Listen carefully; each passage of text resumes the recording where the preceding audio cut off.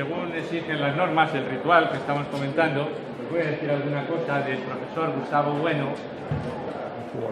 Hace 3 años por estas fechas y en estas mismas aulas, presentábamos también al profesor Gustavo Bueno, algunos de los presentes estarían.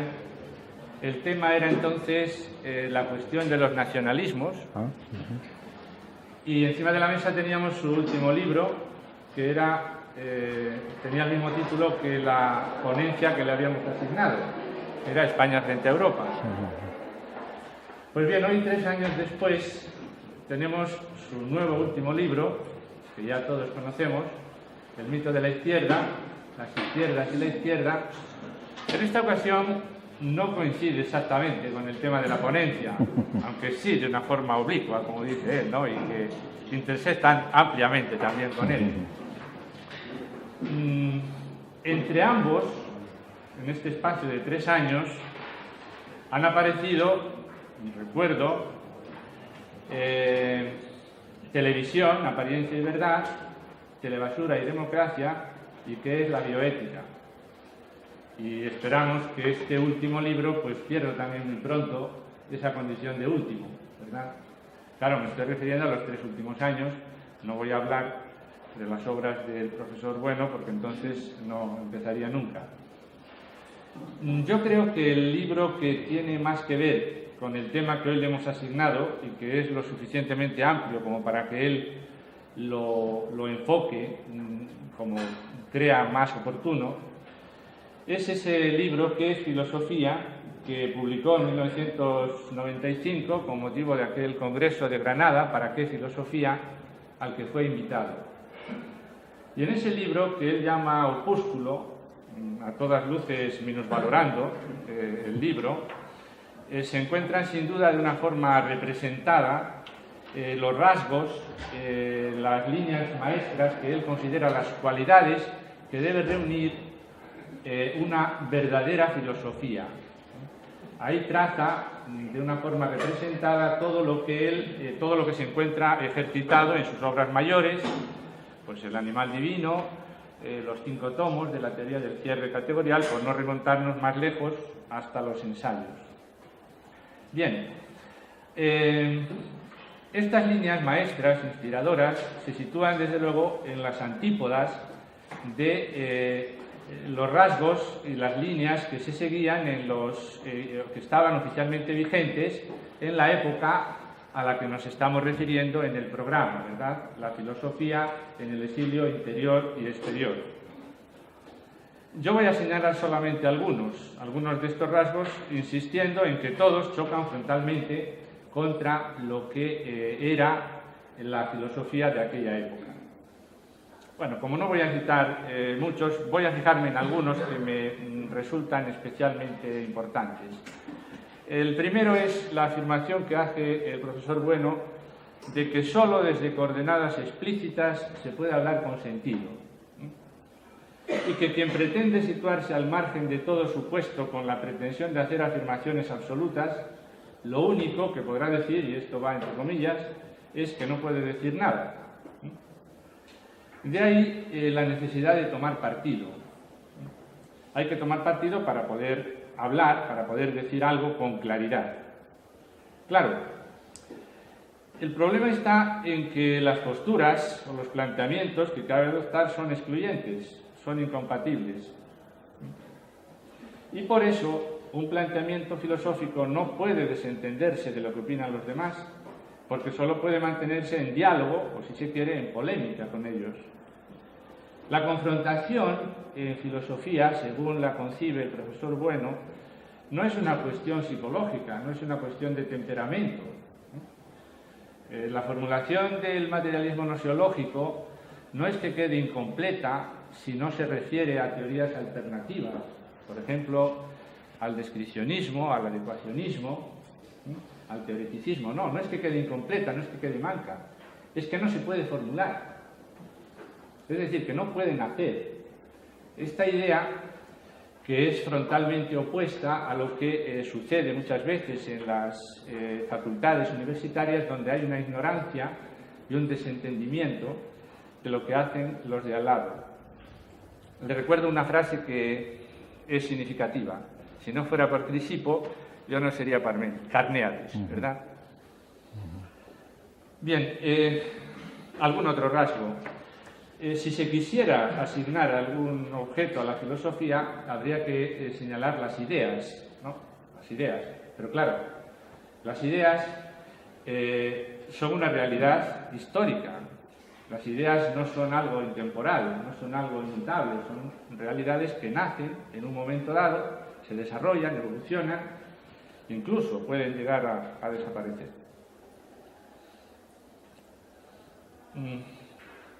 El riesgo de tomar partido, claro, es el dogmatismo, pero queda, creo yo, neutralizado desde el momento en que el profesor Bueno señala que la verdadera filosofía, y también está entre comillas, debe estar dispuesta a ceder posiciones ante otras teorías con mayor poder reductor. Y en quien adopta esta actitud difícilmente podría ser tildado de dogmático.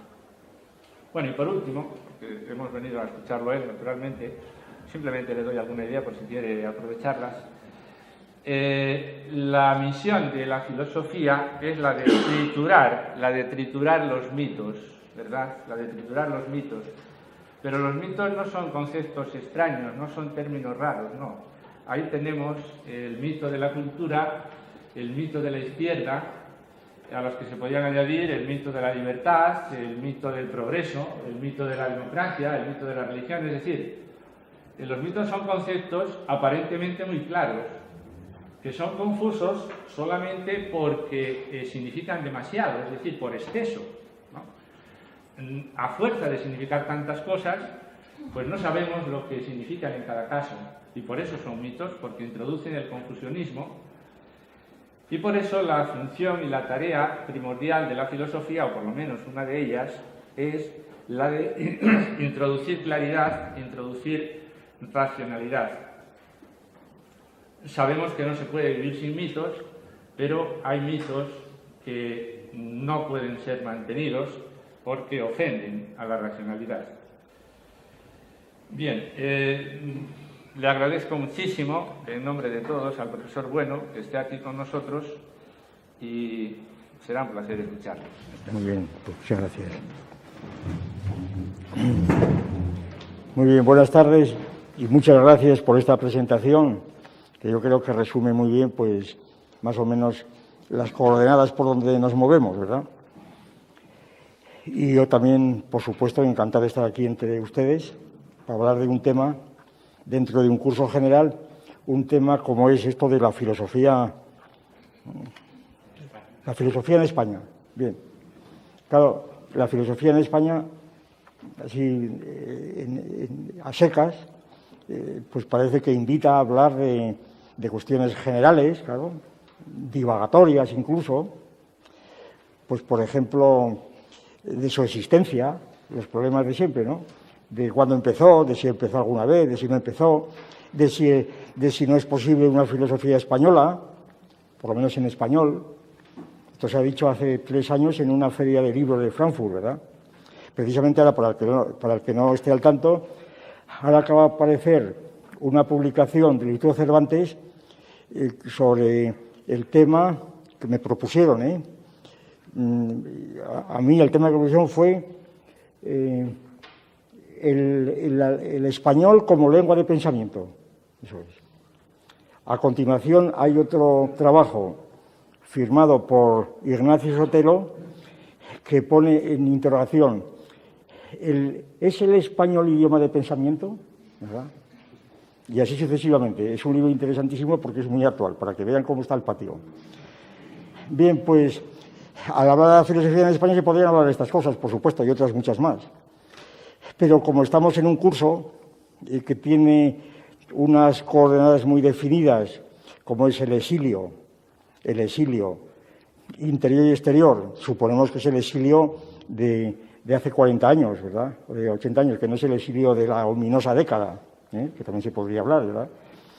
se podría hablar de Llorente, en fin, suponemos que es el exilio interior-exterior de este siglo, ¿verdad?, de este siglo.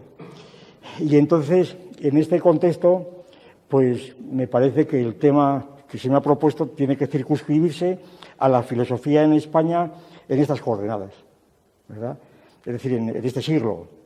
Y para ser todavía más preciso, puesto que se habla de exilio y demás, pues a partir de la Guerra Civil, a partir de 1936 hasta ahora. Bien.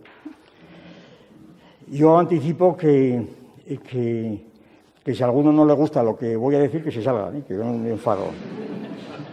Pero que voy a decir cosas un poco piar un aurum ofensiva, como se decía, que ofenden a las orejas piadosas, ¿verdad? Bien. Ojalá que no les ofendan, ¿verdad? Pero en fin. Entonces, la cuestión es la siguiente, que aquí hay muchas cuestiones implicadas, pero, por ejemplo, podemos reducirlas a estas, para tratar un poco de sustanciar el asunto. Pues primera, la misma cuestión de esto del exilio. ¿Pero qué es esto del exilio? ¿Qué es esto del exilio interior y exterior? ¿Verdad? Esta categoría del exilio, ¿esto qué es? En filosofía. ¿Qué significa esto? Ya hablaré del asunto, ¿eh? Por eso digo. Segunda cuestión. ¿Qué es esto de la filosofía del interior? Claro, el exilio supone el interior, ¿eh? Como decía Frege ahora mismo, no se puede entender una cosa sin la otra. El exilio es los que no se exilaron. ¿Qué pasa en el interior? ¿Qué pasó en el interior en los años del tiempo de silencio? El nombre de la famosa novela de Martín Santos, que un poco servía de rótulo pues para unas jornadas que hubo aquí en Madrid hace 3 o 4 años, o quizá más, 5 o 6 años, con motivo del aniversario de Martín Santos. Los psiquiatras organizaron una semana en torno a Martín Santos y a mí me ofrecieron hablar de una conferencia sobre la filosofía en el tiempo de silencio. Evidentemente, los que formularon esa filosofía, tiempo de silencio significaba la época del franquismo, los 40 años, ¿verdad? Era claramente eso. De hecho, como Martín Santos había sido un personaje de los fundadores del PSOE en España, pues allí estaba la flor y nata del PSOE de hace 4 o 5 años. Y el tiempo de silencio era aquello. Bien. Al final de la conferencia hubo un barullo impresionante. Por eso no creo que ocurra, entonces es porque hay menos gente ahí que entonces. Bien.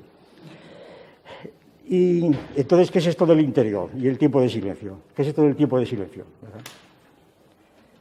O sea, que tenemos 2 puntos. ¿Qué es esto del exilio interior y exterior? Segundo, ¿qué es el tiempo de silencio?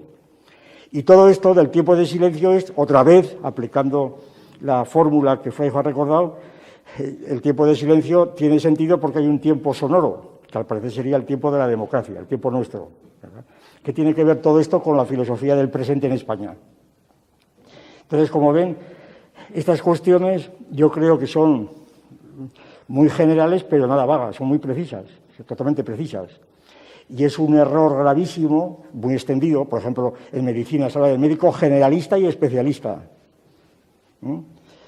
Y se supone que el especialista es más riguroso que el generalista, cosa que es falsa.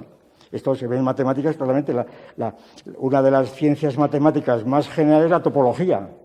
Y sin embargo la topología es mucho más rigurosa que la geometría proyectiva, por ejemplo, ¿no?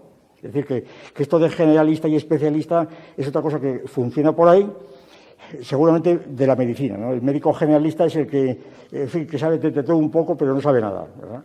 En cambio, el especialista sabe mucho. ¿Claro? Entonces resulta que cuando hay varios especialistas juntos, pues excuso decir lo que resulta, ¿verdad? El cadáver inmediatamente. El cadáver ahí enseguida, bien. Además, esto es un hecho positivo. Bueno, total, que estas cuestiones son generales, pero no son vagas. Al revés, son muy precisas e incluso mucho más precisas que si hablamos de temas concretos, es decir, personales, como pueda ser García Vaca o Aranguren, o qué sé yo, lo que se han hablado aquí. Aranguren, María Zambrano se va a hablar, y pues no sé, Tierno Galván, bien, Sacristán, por eso. ¿Por qué? Pues fíjense, por una razón. Porque lo que es abstracto es esto. Lo que es abstracto es hablar de Sacristán. o hablar de María Zambrano. Eso son puras abstracciones, ¿no? ¿Pero qué es eso? Eso es una pura abstracción. El individuo es abstracto por completo, ¿no? El individuo es una pura abstracción, pero vamos a dejar este asunto que pertenece a la filosofía fundamental, ¿verdad? Es una pura abstracción. Es decir, yo lo que reivindico es que estas conferencias muy importantes son abstracciones, todas ellas. Abstracciones. Y que ahora vamos a hablar de algo mucho más concreto, que es la filosofía en España del presente. Es más concreto. Porque lo que existe realmente no es el individuo, sino otra serie de cosas que desbordan el individuo enteramente. Esa es la cuestión. Bien. Pues vamos para lo primero, rápidamente. Vamos para lo primero. Es decir, ¿qué es esto del exilio interior y exterior? Bueno, lo principal que quiero decir es lo siguiente, que exilio pues tiene un sentido bastante preciso desde el punto de vista jurídico-político, claro. Y exiliados concretamente pues son los que en la guerra civil, con motivo de la guerra civil, se marcharon obligados, ¿verdad? Obligados o casi obligados, ¿verdad? El caso de García Vaca, el caso de Gaos, por ejemplo, que tuvieron que emigrar. El caso de García Morente, que también tuvo que emigrar a París. Y otros que no fueron obligados, que se autoexiliaron, por razones que fueran. El caso de Ferrater, un caso que no es propiamente de filósofo, pero tuvo mucha relación, el caso de Rosa Chacel, ¿verdad? Que también figuró y figura como exiliada, pero se marchó porque le dio la gana, ¿verdad? Estaba en Roma estupendamente y entonces prefirió pasar en Roma. El caso de Ortega, ¿verdad? Entonces, el exilio es un concepto, pues, que jurídicamente ya comprende a los que tuvieron que marcharse obligadamente y a los que se marcharon, por las razones que fuera. Y muchos de los que se marcharon volvieron. Y algunos, uno de ellos, uno de los más importantes, no solamente volvió, sino que se hizo cura, ¿verdad? Que es el caso de Morente.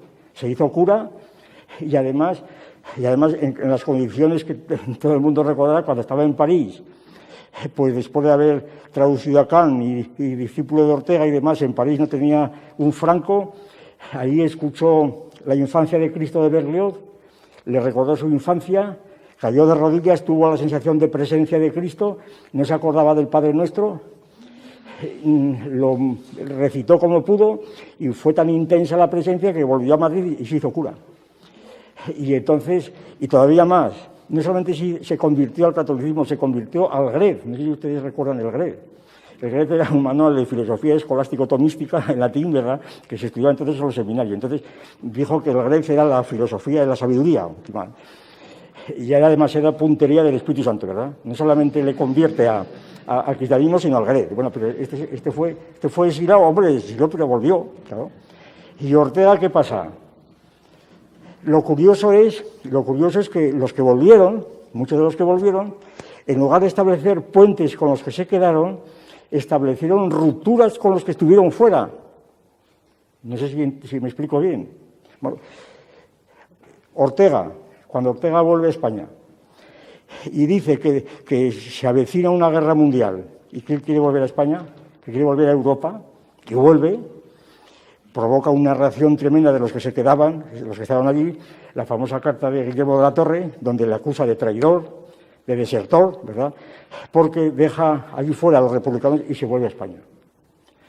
Claro, el asunto de Ortega es dificilísimo de analizar, pero Ortega es un exilado. Hombre, yo no creo que se puede considerar a Ortega como un caso de exilio. Ortega volvió a España, a Estoril, etcétera. Ortega estuvo mimado aquí el año 46, abrió el Instituto de Humanidades, ahí hizo lo que le dio la gana, en principio, entre otras cosas algún guiño que otro a Franco, ¿verdad? Y luego, pues, Ortega, esto lo explica muy bien Gregorio Morán, en El maestro en el Erial. Ortega seguía cobrando del ministerio, él estaba exiliado, pero seguía cobrando, ¿verdad?, los sueldos mensuales. Y entonces, entre otras cosas además, pues no solamente seguía cobrando los sueldos mensuales, que ya es bastante, ¿verdad?, sino que también, pues, un poco intentó justificar. Bueno, hay una carta de Ortega, no tengo tiempo de tratar estas cuestiones porque estoy puramente en plan ahora a la contra, ¿verdad? En una carta famosa publicada a Marañón, cuando termina la guerra civil, le dice, por fin ha ganado Franco, ¿verdad? Enhorabuena. Enhorabuena. Es decir, Ortega, su actitud es muy ambigua, no llegó a la cátedra. Bueno, y otro de los que estaban aquí presentes, otra de las grandes figuras, era Zubiri. Claro, Zubiri aquí vivió tranquilamente y daba sus cursos. Y si no estuvo en la cátedra de Madrid, no es por razones políticas, sino exclusivamente porque había contraído relaciones amorosas con una señorita muy distinguida, la hija de Américo Castro, ¿verdad? Y entonces, como él era jesuita, tenía que reducirse al estado laical, y si conseguía esto no podía estar, según el derecho canónico de la época, no podía estar en Madrid, tenía que estar a no sé cuántos kilómetros de Madrid, que era Barcelona. Mira que tiene que ver Zubiri con el exilio. Y además, Ortega, en el Instituto de Humanidades, si aquello desfalleció poco a poco, dice Morán, no fue porque se opusiera a nadie. La prueba es que la crema de la intelectualidad, como se decía entonces de Madrid, es decir, la flor y nata de la intelectualidad, pues consiguió Tobar, Laín Entralgo, Javier Conde, etcétera, las grandes figuras filosóficas de entonces y políticas, estaban allí en primera fila en sus lecciones. No es que las diera de escondida, estaba allí en la primera fila. Y Zubiri, difícilmente habrá habido otro escritor de filosofía que haya tenido esta honra. En aquellos años, donde no existía El País, el ABC era el periódico de referencia, pues todos los días había unas crónicas de casi una página, escritas muy bien, por alguien que fue compañero mío de aquí en Madrid, precisamente, Gonzalo Fernández de la Mora, que luego fue ministro de Agricultura, y hacía unas reseñas puntuales de las lecciones de Zubiri y del ABC. Entonces, ¿de qué exilio hablamos? Es decir, ¿qué estamos hablando cuando hablamos del exilio? ¿De qué exilio estamos hablando? El exilio interior, los que estaban en la cárcel. Hombre, sí, en la cárcel había gente, o estuvo no todo el año, no todo el tiempo, pero durante 8 o 10 años hubo gente en la cárcel muy valiosa. Nosotros tenemos un amigo muy colaborador nuestro constante, que es Lasso, pues que estuvo varios años en la cárcel, dedicado a estudiar filosofía marxista, por supuesto, y ese estaba encarcelado, por supuesto, estaba encarcelado. Es un exilio especial, pero además es un exilio metafórico completamente, es un exilio metafórico. Por tanto, yo lo primero que quiero decir es que hablar de filosofía en el exilio es mucho decir, ¿verdad? Que se reduce y que no es la mejor, ni mucho menos, a mi juicio, no es ni mucho menos la mejor. No, es decir, no es que la filosofía, hubo aquí una sangría que se marchó a América o donde fuera, no, eso no es verdad, yo no puedo aceptar esto. Lo que se marchó a América fue García Vaca, que sí que era importante, ¿verdad? Y que además tampoco estaba exilado. Y además estaba en muy buen contacto precisamente con el régimen. Yo leí una carta de García Vaca dando las gracias a Ruiz Jiménez, entonces embajador de la Santa Sede en el Vaticano. Digo estas anécdotas para que se enteren, porque si hablamos en abstracto la gente no se entera, ¿verdad? Para hablar cosas concretas. Dando las gracias al gobierno de haber colaborado a la dispensa de su matrimonio. Era el segundo caso de sacerdote que se reducía al estado laical por razones de faldas, ¿verdad? Por decirlo así. El primero era Zubiri y el segundo era él. Entonces, claro, estaba exilado, bueno, bien. Su mujer además era la presidenta de Acción Católica de México, lo cual tenía unos problemas tremendos. En la carta decía García Vaca que a él no le importaba para nada la gestión ante el Papa, que era Pío XII entonces, de Ruiz Jiménez, pero que a su mujer le tranquilizaba porque su situación era irregular, que a él le daba lo mismo, que había colgado los hábitos y la fe y tal. Bien. Bueno, total, que de exilio nada, que filosofía del exilio muy poco, o por lo menos parte, si no nada, parte, vamos a decirlo así, parte, ¿verdad? Pero nada más. Y en cuanto a la filosofía del interior, ¿eso qué es? La filosofía que hubo en el interior durante los 40 años, ¿eso qué pasa? ¿Qué hubo allí? ¿El tiempo de silencio? Pues voy a decir 2 palabras sobre el particular. La filosofía del interior son 40 años, claro. 40 años es mucho, muchos años. Y entonces poner un bloque general de esos 40 años es demasiado. El año pasado yo tuve que dar una conferencia con una temática parecida a esta y utilicé un símil que repito ahora, si alguno me lo ha oído, que me perdone. Eran dos esquemas que creo que se utilizan ordinariamente, bueno, no como tales esquemas, pero vamos, que las interpretaciones existentes se acomodan bien a uno de estos dos esquemas. Que yo llamaba, para hacerlo rápido, el esquema del túnel y el esquema de la ciudad bombardeada, ¿verdad? El esquema del túnel es el siguiente. España estaba en la Ilustración, en plena luz, época de la República, la Edad de Plata. Allí estaba la Facultad de Filosofía y Letras, bueno, allá al lado, ¿verdad? La A, ¿verdad? El decano era Morente, allí estaba Ortega, Zubiri, etcétera. Era la luz, era la filosofía a nivel europeo. La filosofía normalizada, como dice un señor que luego citaré. Entonces, a esta luz, libertad, luz a nivel europeo, a la altura de los tiempos, todas esas cosas, entonces viene la guerra civil, que viene a ser como un apagón, ¿verdad?, total. Entonces, la intelectualidad se marcha fuera, se marcha al exilio, claro. Y ya vemos que no es verdad, porque el principal foco de energía, que era Ortega, estuvo por aquí y se marchó y volvió enseguida. Pero bueno, eso es un pequeño detalle, y no digamos Zubiri y otros muchos. Entonces, pero el esquema es, hay un apagón total y entramos en un túnel que dura 40 años. Este túnel, ¿qué es? Pues las tinieblas, es decir, la vuelta a la edad tenebrosa, a la Edad Media, la escolástica, la edad más cerril. Por tanto, los que quedan en el interior, si quieren despegar es porque ven algún resquicio de luz de alguna vez, no se sabe cómo, por iluminación, y entonces son autodidactas, y por fin llega los 40 años, viene la democracia y otra vez vuelve la luz. Empieza otra vez la luz, ¿verdad? Y ahora estamos otra vez en plena luz, claro, porque pasa a venir la democracia. Entonces, aquí la cosa es bien clara. Hay 40 años de tinieblas, de túnel, y luego viene el año pues 75 y empieza la luz. Entonces empieza la recepción, como se dice, la recepción. En lugar de hablar de importación, se dice de recepción. La recepción masiva de filosofía inglesa, de filosofía alemana, filosofía soviética, etcétera, etcétera. Eso es totalmente erróneo. Bueno, esto es un esquema absolutamente ridículo, como voy a procurar demostrar, totalmente ridículo. Sin embargo, es ideológicamente un esquema que funciona sin cesar. Y es ridículo, pues, por cosas de este tipo que he dicho. Primero, un poco para seguir un poco en este orden, porque el tiempo de silencio, llamado el túnel, era el tiempo de silencio, ¿verdad? Fue un tiempo de oscuridad o de silencio. En estos 40 años, en España no hubo filosofía escolástica, rancia, ¿verdad? Y por consiguiente, aquí no se podía pensar, no había libertad. La filosofía estaba en un régimen medieval, era el régimen de la ancila teología, ¿verdad?, que era la teología la que marcaba los principios, y entonces en las cátedras, en las publicaciones, etcétera, había que atenerse a los principios de la Iglesia Católica.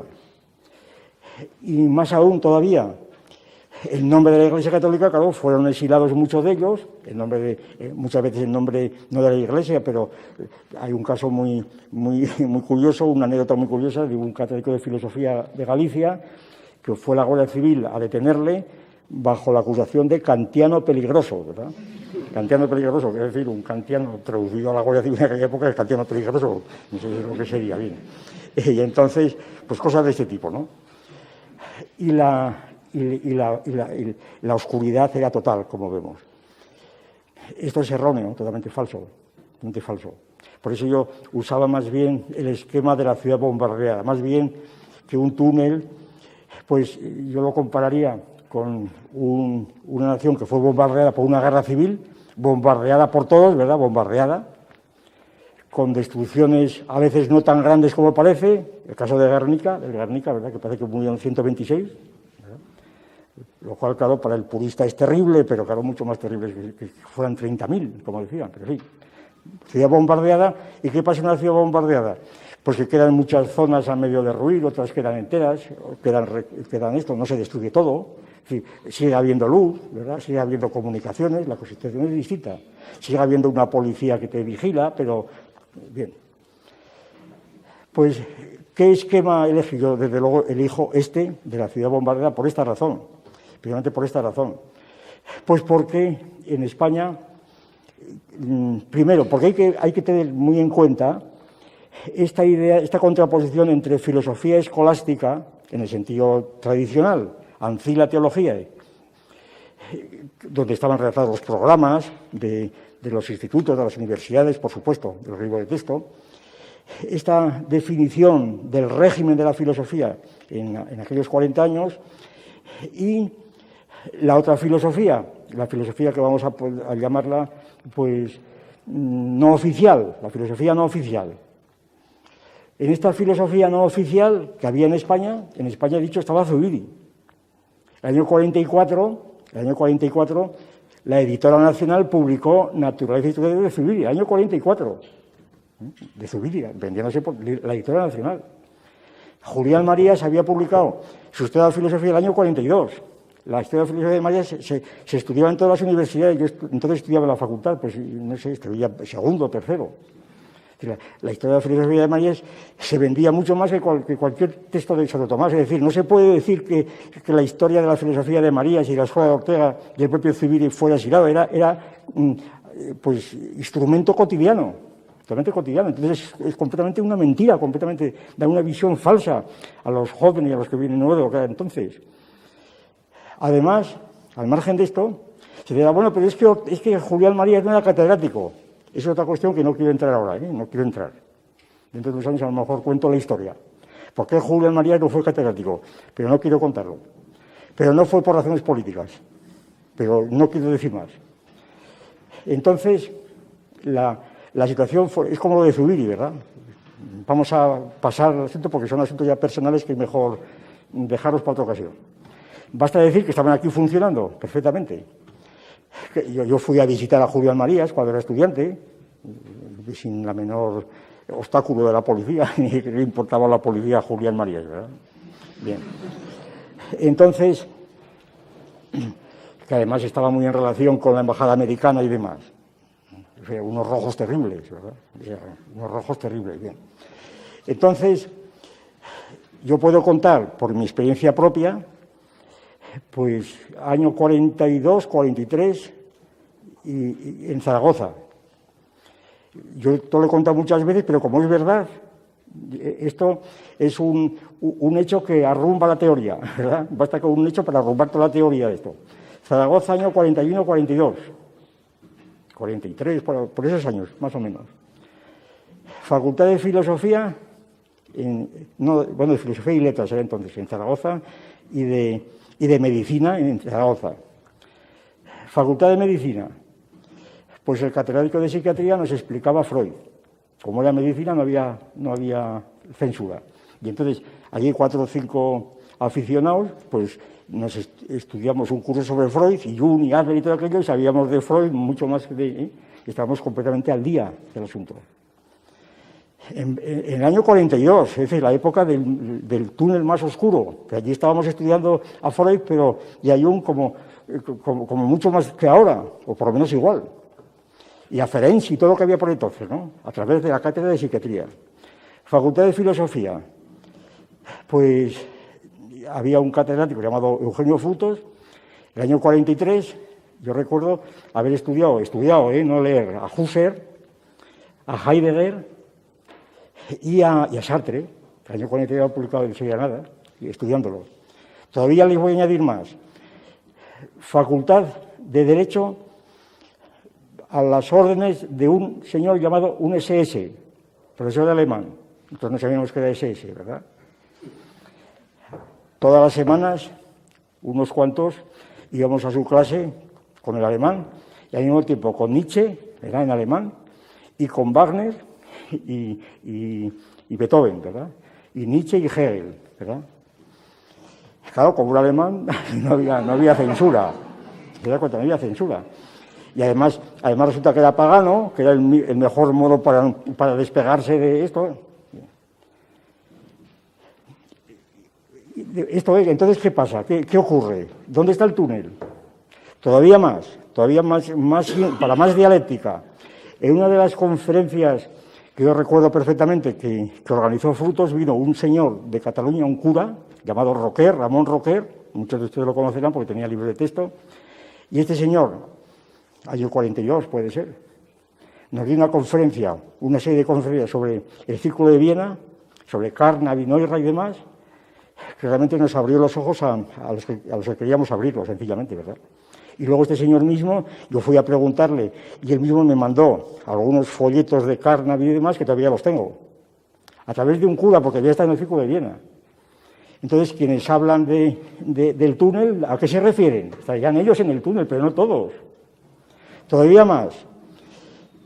La democracia se abre fuera y viene la recepción del exterior. Viene Wittgenstein. ¿Verdad? Wittgenstein. Muy bien. ¿Quién tradujo a Wittgenstein? Tierno Galván. ¿Quién le dio a Tierno Galván el libro de Wittgenstein, el Tractatus? Pues el que les habla, ¿verdad? Año 52. Un anónimo catedrático de un instituto de Salamanca, yo tenía el libro de Wittgenstein porque lo había comprado, sencillamente. Y entonces, pues, cuando me dijo Tierno, oye, aquí hace falta, en España hay mucha clerigalla y hace falta un poco positivismo. Y hay por ahí un alemán que está en Inglaterra, un inglés que está en Inglaterra, que dice que todos los problemas filosóficos han sido problemas y que son problemas de lenguaje. ¿Quién es? No se acuerda, digo, ¿será Wittgenstein? Ese. Pues ahora mismo te bajo el libro, le bajé el libro, ahí lo tienes. Entonces, claro, que te venga un individuo de esto de la democracia a decir que han descubierto a Wittgenstein el año 75, cuando el 52 ya lo estabas leyendo. ¿Se dan cuenta? Entonces, ¿a quién les van a engañar? Con el exilio. Y segunda y última parte, que resulta que si empezamos a comparar la filosofía escolástica y la no escolástica, les habla, todos me conocerán más o menos de mis creencias. Yo soy ateo desde mi más tierna infancia. Quiero decir que ni he sido cura ni nada de esto. Quiero decir que por ahí nada, Precisamente por eso puedo juzgar sobre el asunto. Pero yo les puedo asegurar que aquella filosofía escolástica de aquellos años era mucho más interesante que la otra filosofía, que no era nada. No sé si me explico. Yo he escuchado las oposiciones del profesor Aranguren de Ética, aquí en Madrid, y del padre Todoli, que competían la escolástica más cerril, Dominico, el padre Todoli, y Aranguren, que era diríamos, la posmodernidad. Entonces era la modernidad, ¿verdad? Aranguren era la última palabra, porque era protestante en el fondo, por lo menos había coqueteado con el protestantismo. Aquellas oposiciones eran a ética. Yo estuve a todos los ejercicios. Aranguren no era un perseguido. En el tribunal estaba pues Ruiz Jiménez, estaba la Inentralgo, el rector de Madrid, estaba la crema otra vez de la intelectualidad. Entonces, ¿de qué exilio? Si era el gobierno quien había organizado el tribunal Aranguren, ¿verdad? ¿Pero de dónde está el exilio de Aranguren? Estaba completamente organizado precisamente por el ayornamiento. Y entonces, en aquellas oposiciones, la impresión que yo saqué, pues es que Aranguren no sabía nada, pero ni jota, y que el padre Todoli sabía mucho. Esa es la impresión que yo saqué. Claro, la diferencia es que el padre Todoli le llamábamos el Tarzán de la teología, porque era un dogmático, y el otro Aranguren pues andaba ahí con estas cosas del protestantismo, aquello, y que tan ideólogo era uno como el otro. Es decir, que el padre Todoli estaba sometido a los principios de la fe. Pues anda que Aranguren, ¿verdad? Yo no veo diferencia. Esto quizá, en aquella época donde yo era, pues vamos a decirlo más parecido, volteriano, a mí me daba igual uno que otro, yo prefería uno que otro, ¿verdad? Prefería, dentro de mi perspectiva, que no era ni uno ni otro, yo prefería al padre Todoli, que por lo menos tenía un sistema claro y concreto, que al otro que andaba por ahí divagando y diciendo cosas ininteligibles para mí y después. Entonces, con esto ya ven ustedes que yo no puedo aceptar de ninguna manera esto de la filosofía del exilio, porque incluso intrínsecamente la filosofía escolástica pues era mucho más interesante que otro ejemplo concreto. Había un manual entonces del padre Llovera, jesuita, titulado Sociología Cristiana, que se llevaba de texto en muchas universidades. Ahí venía una exposición del marxismo, estoy hablando de los años 40 o por ahí, ¿no? Pues qué sé yo, 10 o 12 páginas de marxismo, que era la plusvalía y tal. Si ustedes cogen este libro, ahí te enterabas de lo que era el marxismo mucho mejor que leyendo lo de Marta Harnecke, por ejemplo.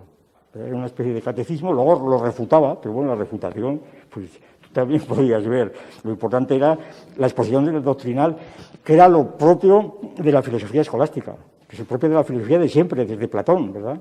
Lo que ha dicho Fraijo antes, una tesis tiene siempre que estar dicha contra alguien y tienes que enterarte bien de lo que dice el otro porque si no, no puedes entender lo que dices. Entonces, en algunos casos esto se llevaba al pie de la letra y el padre Llovera tenía que enterarse muy bien de la doctrina de la plusvalía para poder refutarla, de su modo. Entonces te enterabas muy bien de lo que era aquello. Pero esto con muchas más cosas, ¿eh? Entonces, lo del túnel en filosofía no era aplicable en absoluto, no es aplicable. Porque el que tuviera, pues, por razones que fuera, dedo de frente, tenía razones suficientes porque no había túnel. En el Instituto de Salamanca y en la Universidad de Salamanca, a partir de los años 49, con lo que estuve yo, allí había, no las leían, pero allí estaban las obras de Russell enteras, los principios de matemática. Allí estaban todas las obras del Círculo de Viena. Allí estaba todo. ¿Por qué? Pues las habían comprado en aquellos años. Muchas veces la bibliotecaria simplemente pues porque las veía en catálogos de libros, las compraba, luego no las leía, pero allí estaban para que las leyera, que allí estaban. Entonces, el que estaba en el túnel es porque quería, sencillamente, o porque era bobo, sencillamente, porque era bobo. Segunda parte, ya de profesor. En la universidad de los años 60 se podría explicar en la cátedra lo que querías, ¿eh? Atención, lo que querías. Yo soy testimonio. Y que venga a mí cualquiera a decirme lo contrario, ¿verdad? Que venga aquí a decirme lo contrario, ¿verdad? Yo expliqué, como era obligado, porque te lo pedían los alumnos y porque era obligado, yo explicaba marxismo-leninismo, no en plan de mitin, sino explicaba marxismo-leninismo, pero en serio, ¿eh?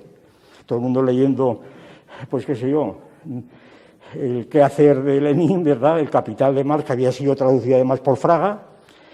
Y entonces, pues allí, efectivamente, yo tenía en clase tres policías. Bueno, Fraga no tradució. Fraga había dado el permiso de importación de la traducción de Roces, vamos. Pues, es que hablando rápidamente te olvidas, pero en fin, el que está al tanto ya sabe lo que es esto, ¿verdad? Entonces, en el libro este, en mi clase yo tenía durante muchos años, tuve 2 o 3 policías. Eso está publicado además. Estos policías, ¿qué pasaba? Pues que se aburrían terriblemente en clase, claro. Se aburrían, tenían que dar un informe y entonces, eso está publicado, lo que hacían es, cada vez que decía Marx, hacían un palote. Y cuando hablaba de Aristóteles no hacía ninguno. Y entonces el informe, que algunos están publicados, decía, en clase hoy ha citado 5 veces a Marx y 2 a Lenin, ¿verdad? Ya estaba el informe. ¿Y con eso qué? ¿Verdad? Entonces, el secreto era, precisamente por la ignorancia de aquellos señores, por lo que fuera, pues allí estaba, bueno, es decir, la biblioteca que teníamos de filosofía, bueno, de pensamiento marxista, revista marxista, era abundantísima, claro, y las teníamos ahí a disposición, todo el mundo. Luego, en un momento dado, no sé cuándo fue, las metimos en armarios de debajo, para no ser demasiado escandalosas, pero todo el mundo sabía que estaba allí, ¿verdad? De manera que nada. Es decir, que entonces se puede decir que en los años 60 en la Universidad Española era una filosofía oscurantista secuestrada. Pues no. Se dice, no, pero era una filosofía oficial o disidente, pues muy mala. Mala con respecto a qué, ¿verdad? Es que, pues, ¿qué diría yo? Pues, esto del Caballero Cristiano del padre Vilariño, que produce risa, ¿verdad? El Caballero Cristiano, que era un libro de cabecera, una especie de ética. Yo no creo que fuera mejor, no digo, pero vamos a ponerlo igual, para que vean que tengo magnanimidad. No creo que fuera peor ni igual que la ética mínima de la Cortina o que la ética Amador de Sabater. Estaban en esa línea. Así como suena, pero así como suena. Entonces, ¿qué pasa? ¿Que tenía más altura o otro? No, pues por lo menos la misma, ¿verdad? Claro. Ahí están los libros, que los contraste con cualquiera. Oh, es que tenía prejuicios. Coño, prejuicios tiene todo el mundo, a ver. ¿No? Así que no. Y luego, ¿qué pasa? Yo estoy defendiendo, como ven ustedes, la posibilidad de seguir haciendo filosofía en cualquier régimen, pues como la hizo Aristóteles, como la hizo yo, cualquiera, ¿verdad? o de escribir como Cervantes en la clase. Entonces, ¿qué pasa? ¿Que únicamente se puede hacer cosas en la democracia? ¿En esta democracia además? Hombre, eso es demasiado. Bueno, total, que a mí me parece que el esquema del túnel es un esquema ideológico que está muy extendido, y la prueba son estas mismas conferencias, que me parece que no las quiero criticar en absoluto, las estoy criticando ya, pero bueno, no las quiero criticar, estoy criticando ya en cuanto al tema, cuando habla de filosofía del exilio y no del exilio. Muy bien, es una cosa ideológica. Claro, los que estaban fuera cuando volvieron estupendamente del exilio, entonces se produjo ese desajuste de pensar que el verdadero pensamiento español estaba al otro lado del Atlántico y que había quedado la escoria, y era al revés. Vamos, yo creo que era al revés. Por lo menos como yo fui de los que me quedé, pues yo digo que es al revés, ¿verdad? Ni más ni menos es eso, ¿verdad? Es eso, para decirlo con toda claridad. Y como además están los libros ahí luego, pues vamos a leer los libros de Gauss y de García Vaca y demás, a ver qué es eso, ¿verdad? ¿Qué es eso, ¿verdad? Si nos dejamos de cuentos y de retórica, ¿verdad? Bien. Pero en conjunto resulta que esa filosofía de los 40 años, pues es una filosofía, es un bloque demasiado amplio, que hace falta trocearlo, hace falta dividirlo. Y esto sí es muy interesante, porque yo creo que se va estableciendo una costumbre. Hay dos criterios principales, creo yo, dos criterios, que esto es para estudiarlo, para estudiarlo. Hay dos criterios que vienen a ser geográfico e histórico, o si quiere, espacial y temporal, ¿verdad? Espacio y tiempo. Claro, las dos categorías, espacio y tiempo, más claro, agua, ¿verdad? Vamos a dividir el bloque de los 40 años y de los sucesivos por el espacio. ¿Cómo se traduce esto operatoriamente? Ahora está clarísimo. Las autonomías. La filosofía por las autonomías.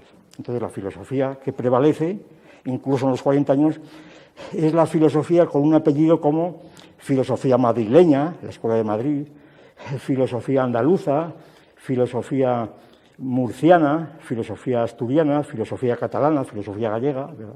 Filosofía riojana.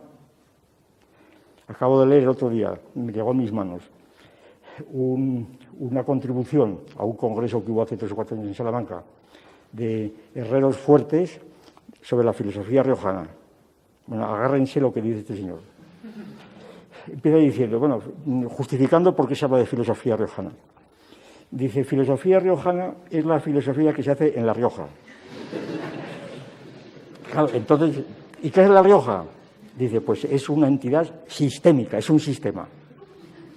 Bueno, yo quería que hablar del sistema de los ríos que tiene y el Ebro, ¿no? Pero no. Es un sistema, principalmente dice, porque es una autonomía. Es una autonomía dentro de la Constitución. De lo cual se deduce que todos los demás también son sistemas. Y claro, dentro de un sistema pues tiene que haber un pensamiento. ¿Y quién hace este pensamiento? Pues los riojanos. ¿Y quiénes son los riojanos? Pues los que viven administrativamente en La Rioja. Claro, no pueden ser los que viven fuera porque entonces no tendrían que votar. Se dan cuenta, fíjense que hay problemas. Entonces, nada más son riojanos los que viven en La Rioja administrativamente, aunque sean de Cáceres o lo que sea. Bien, porque claro, si fueran riojanos todos los que han nacido allí, podrían votar, y excusa decir que el lío se armaba allí con las elecciones estas de autonomías. Bueno, pues total, después de esto, dice que hay una filosofía riojana y luego duda el hombre, en su beneficio hay que decir, duda que a lo mejor esto es la filosofía española en La Rioja, ¿verdad? No. Pero resulta que se han escrito libros, están escribiendo libros todas las autonomías, así como reclaman aeropuerto y universidad, porque si no, no son presentables, ¿verdad? Reclaman una filosofía. Y claro, la filosofía catalana, pues ahora nuestro idioma, olvidando que la filosofía catalana se ha escrito en latín o en español. Por lo menos los nombres que conocemos son en latín y en español, como la gallega y lo demás. Pero bueno, los problemas llegan cuando se hace la filosofía de Castilla-La Mancha, que ya es una unidad mucho más vaga, Ahí sí que hay que sacar agua de las piedras, ¿no? Para dar esa unidad. Es como decir la filosofía gallega y la filosofía asturiana, que también hay un libro. Bueno, es algo ridículo, totalmente ridículo. Entonces, es lo que ocurre con la historia. La historia, incluso en los concejos más mínimos, se hace la historia del concejo. Yo tengo ya lo menos 10 o 12 libros, cada conferencia que hay en un concejo me dan un libro de la historia del concejo. Y entonces resulta, la historia del concejo empieza por el paleolítico, por el Big Bang. Es el Big Bang, ¿verdad? Empieza por el Big Bang, luego se va consolidando aquello, y ya se forman las rocas y tal, allí está, y luego ya viene, y ya llegan hasta el alcalde de ahora. claro, cuando comparas los consejos contigos, pues todo es común hasta hace 50 años. Bueno, pues esto mismo que pasa en la filosofía. Total, que esta división por el espacio no funciona, me parece a mí, ¿no? Aunque tiene mucho rendimiento porque la financian las autonomías, claro. Si tú vas a una autonomía y dices, vamos a hacer aquí una historia de la filosofía de Madrid, de la autonomía de Madrid, estas elecciones que van a hacer ahora, seguramente el que saca las elecciones le da dinero al colegio para hacer una historia de esta, seguro, claro. Y aquí, ¿qué más da que aquí haya habido pues gente de Valencia, de Cáceres, lo que sea? Aquí es el sistema, ¿verdad? Hay un sistema, ya está, ¿verdad? Un sistema de elecciones, de dinero, de financiación, ya está. Pues con estas ideologías funcionamos, pero se funciona a toda máquina, ¿eh? Ahora, el otro criterio todavía es peor, ¿eh? Aunque parece más... Es el criterio histórico, temporal. Y aquí lo que prevalece no son las autonomías, sino las generaciones de Ortega, adaptadas de algún modo. Las generaciones se interpretan así. Me remito a un libro también muy reciente, de señor Volado, y otro libro que acabo de ver, lo he leído en el coche ahora, escrito por José Luis Cabria y Juana Sánchez Hey, que es sobre Dios en el pensamiento hispano del siglo XX. Y me ha sorprendido, bueno, me llama la curiosidad, que la estructuración del libro, que también es por generaciones, es la misma que el otro. Se ve que ya ha hecho cuerpo de doctrina, ¿verdad? Aquí las generaciones son lo siguiente. Aquí empieza con la generación de la Edad de la Plata. La Edad de la Plata. La Edad de la Plata viene a ser la del 27, ¿no? La Edad de la Plata es Ortega y Zubiri. Están allí en el limbo de la Plata, ¿verdad? Pero luego viene otra generación, que es la generación del 36. Luego viene otra generación que Volado dice que no es generación, es la que pertenezco yo, que es la generación silenciosa que llaman algunos, que es la generación de la posguerra, pero que al parecer no seríamos generación propiamente dicha. ¿Por qué? En esta generación estaría, pues, qué sé yo, estaría Sacristán, estaría Sacristán, estaría Montero, estaría Fernando Montero, no Montero Díaz, estaría, pues qué sé yo, Garrido, que fue catedrático de lógica aquí en Madrid, en fin, esta no sería generación, ¿por qué? Otra vez al túnel, porque fuimos autodidactas y no tuvimos maestros, y además porque somos muy individualistas y estamos siempre encerrados en nuestra concha, y nada más nos leemos nosotros nuestros propios libros. O sea, eso es mentira, pero así se funciona, ¿eh? Así se funciona. Y entonces, luego vendría una generación, voy a leerlo por aquí porque es más fácil. Dice, primera generación, la generación de los maestros, que son, pues ya digo, Unamuno, Amor Ruibal, Ortega y Gasset y Zubiri. Se refiere al problema de Dios, pero vamos, se puede generalizar. Los discípulos que serán maestros, también el rigor es increíble, ¿eh? Los discípulos que serán maestros, que a veces se puede aplicar a todos, claro. Los discípulos que serán maestros. Aquí están María Zambrano, está Laín Entralgo, Aranguren y Julián Marías. Luego viene la generación de la posguerra, que es la maldita, ¿verdad? Aquí me ponen a mí junto con José Manzana. ¿No saben quién es? Yo se lo diré bien, ya se lo diré en su momento. Pero fíjense, no saben quién es, qué vergüenza. Bueno, y después están los filósofos jóvenes, la otra generación, los jóvenes. El que los compara, este Volado los compara con el 68 francés. Son los del 68, que es la última generación ya, ¿no? Y ya la vanguardia, que ya ha descubierto ya, no ya la luz, ya el fuego, la fogata, ¿verdad? Que son Robert de Ventós, de la mirada a distancia, ¿verdad? Que son el problema teológico del tiempo sin Dios, al Dios sin tiempo. A mí me hace mucha gracia que este uso de los quesmos es propio del que no sabe lo que es un quesmo, del que no se ha estudiado una retórica clásica y no sabe lo que es un quesmo. Entonces, al formular un quiasmo cree que dice algo y no dice más que la pura retórica del quiasmo, ¿verdad? Pero esto está sin cesar, es decir, que tiene tan poca autocrítica que no ha llegado a este nivel. Es decir, bueno, si se me ha ocurrido un quiasmo, vamos a detenerlo un poquitín a ver lo que hay dentro de él, ¿verdad? Más que allí de la pura estructura gramatical. Bueno, pues está el tiempo sin Dios y el Dios sin tiempo, de Trías. El discurso religioso de un ateo practicante, de Sabater. Y ya está. Y luego viene el pensamiento americano y se acabó. ¿Qué pasa con este tipo de presentación de la historia? Pues lo siguiente, que la historia de la filosofía en España es una historia de generaciones, claro, cada 15 años más o menos, pero entendiendo las generaciones de la siguiente manera. Las generaciones aparecen como movimientos más o menos concatenados y concertados, determinados por el tiempo, por la circunstancia, por lo que fuera, con una ideología característica que tienen su rendimiento, todos conocen la teoría de Ortega, ¿no? Tienen su época de gestión, su época de dominio, su época de senectud, etcétera, y luego cambian, mueren, claro, y luego pues viene otra generación y sigue su curso, muere, eso es. Es decir, es una concepción pues más bien botánica, vegetal, de generación, pese a que no de encinas, sino más bien de árboles que duran 20 años, así, ¿verdad? De chopos, así, ¿verdad? Las generaciones que van cayendo y salen otros, y eso es. Hay algunas variedades. Claro, semejante esquema para explicar la historia, a mi juicio, es absurdo, totalmente absurdo, por la siguiente razón. Voy a decir una razón única. Decía Binet, ya saben, los jóvenes lo conocerán menos, pero todavía en mi tiempo Binet era la gran figura, como luego fue Piaget o algo así. El gran psicólogo francés del principio del siglo XX, decía Binet, comparando la psicología con la lógica. Y bueno, la diferencia entre la psicología y la lógica está, decía él, en que las dos estudian la mente o el cerebro, pero la lógica estudia la conducta de la mente recta, y la psicología estudia la conducta de la mente patológica, los delirios, los errores, las ilusiones, ¿verdad? De manera que la lógica estudia la conducta de la mente en cuanto sigue las reglas de la lógica, y por tanto funciona bien, y la otra funciona la patología de la mente, más o menos. Pues a mí me parece que y por tanto la psicología, incluso en esta definición, tiene su contenido evidente.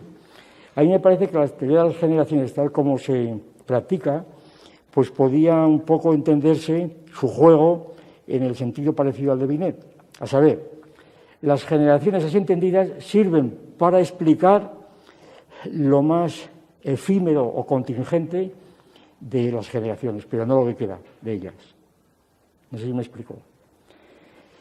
Es evidente que una generación que vive en una época determinada, que se encuentra ante un estado de cosas determinado, como pueda ser la guerra universal, la guerra civil, como puedan ser otras alternativas, pues tiene unos giros de lenguaje, etcétera, en el tiempo consiguiente que después no tienen.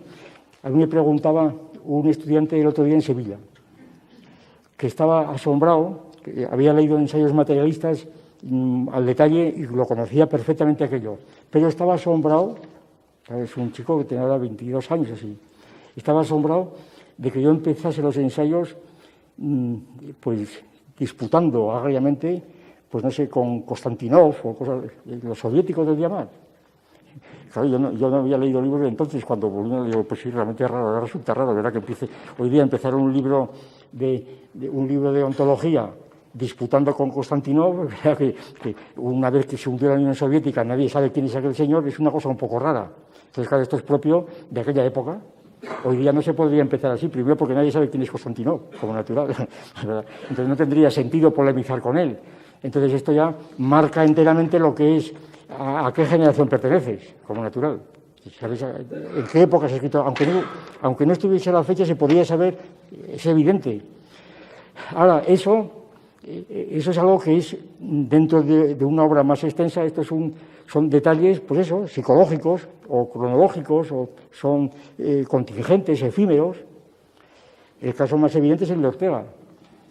Ortega, precisamente, que es uno de los que más hizo en la teoría de las generaciones, aunque no la inventó, como es bien sabido. Sin embargo, Ortega pues sigue flotando por encima de las generaciones que vienen después de él. La figura de Ortega sigue presente. Entonces, a mí que me importa decir que Ortega fue de la generación tal, eso es otro ritmo, es para otra escala, es otra cosa diferente. Yo no estoy negando la utilidad de la teoría de generación, no estoy negando, estoy tratando de determinar a qué escala funcionan, que es muy distinto, a qué escala funcionan. Y a esta escala no funcionan en absoluto, porque en esto de las generaciones hay mucho de narcisismo, es un narcisismo a veces insufrible, ¿verdad? Es que mi generación, como un narcisismo que por una parte quiere exonerarte de la responsabilidad, es decir, no soy yo, es mi generación, ¿verdad? Es mi generación, que estábamos determinados, pues como todo el mundo, entonces no hay ninguna justificación, ¿verdad? Todo el mundo. Entonces no es ninguna justificación, pero al mismo tiempo es narcisismo. Es que fuimos la generación silenciosa, es que no se nos dejaba hablar. Efectivamente, en el túnel todo el mundo tenía carpetas abultadísimas de grandes pensamientos que no se podían publicar, ¿verdad? Cuando vino la democracia, esas carpetas no salieron por ninguna parte. ¿Por qué? Porque nadie tenía nada. ¿Qué van a tener? ¿Qué van a tener? Tonterías, ¿verdad? Entonces no salió nada, algún poema que otro, o cosas de este tipo, ¿verdad? No había nada. No podía haber nada. Porque un individuo en su vida privada no puede hacer más que poemas, puede hacer algo, ¿verdad? Pero ¿cómo va a hacer cosas de filosofía? Y en su vida privada nada, pensamientos, aforismos puede hacer. Que no había nada. Y es que no tenemos libertad de pensamiento. Y si uno siempre se acordaba de aquello de Lenin, ¿y para qué querrá este imbécil la libertad de pensamiento, verdad? Bien. Aparte que el pensamiento no es libre, si el pensamiento es verdadero no es libre, precisamente. Es como cuando se dice esa canción famosa que tanto ruido dio en la transición, libre como el viento. Libre como el viento. Si hay un punto de comparación hablando de historia, pues me atengo al método histórico, que es el que me corresponde. Al método histórico puramente. Y dentro de este puramente método histórico, sociológico, como se habla, en el que me estoy moviendo, como ven, pues lo que yo propongo es que, sin menospreciar las organizaciones geográficas o las históricas por generaciones, que tienen su juego y su régimen propio, que se utilice más y mejor los criterios de tipo sistemático, los criterios sistemáticos en la palabra. Es decir, que se establezca qué líneas de filosofía hay o ha habido en el túnel y después del túnel, en la ciudad de sombra y después, etc. Entonces vemos que son muy parecidas, que son parecidísimas. Si en la época del túnel, en la ciudad bombardeada, pues había una filosofía escolástica, una ontoteología, vamos a decirlo así, una ontoteología. Esta ontoteología tenía la protección oficial, por supuesto, era la oficial, pero con muchas variedades. Había agustinianos, tomistas, etcétera, ¿no? Con revistas diferentes, con cátedras distintas, pero todos ellos dentro de esta ontoteología general, y a ellas se fueron incorporando después, pues qué sé yo, se fueron incorporando pues elementos existencialistas, analíticos, etcétera, se fueron incorporando pues según bien. Y entonces esta ontoteología pues era la oficial, pero de hecho no era la única ni mucho menos. Ya en aquella época había una ideología marcadamente positivista.